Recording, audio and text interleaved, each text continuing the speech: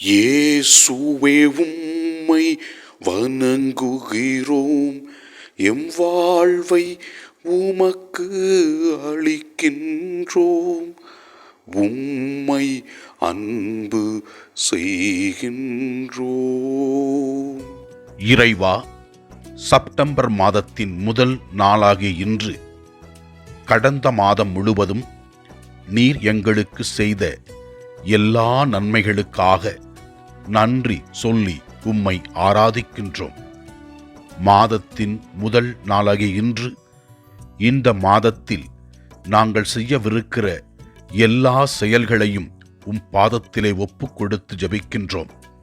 நீர் எங்களை பாதுகாத்து வழிநடத்தும்படியாக வேண்டுகிறோம்.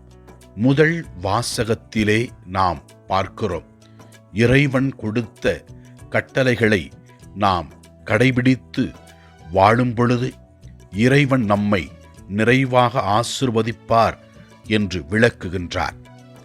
இரண்டாம் வாசகத்திலே நாம் பார்க்கிறோம், இறை வார்த்தையின்படி நாம் நடக்கின்றவர்களாய் இருக்க வேண்டும் என்று அழைப்பு விடுக்கின்றார். நற்செய்தி வாசகத்திலே நாம் பார்க்கிறோம், இதோ இயேசு மக்களை பார்த்து, குறிப்பாக இயேசு கிறிஸ்து இவ்வாறு கூறுகின்றார், நான் சொல்வதை அனைவரும் கேட்டு புரிந்து கொள்ளுங்கள். வெளியிலிருந்து மனிதர்களுக்குள்ளே செல்லும் எவையும் அவர்களை தீட்டுப்படுத்துவதில்லை.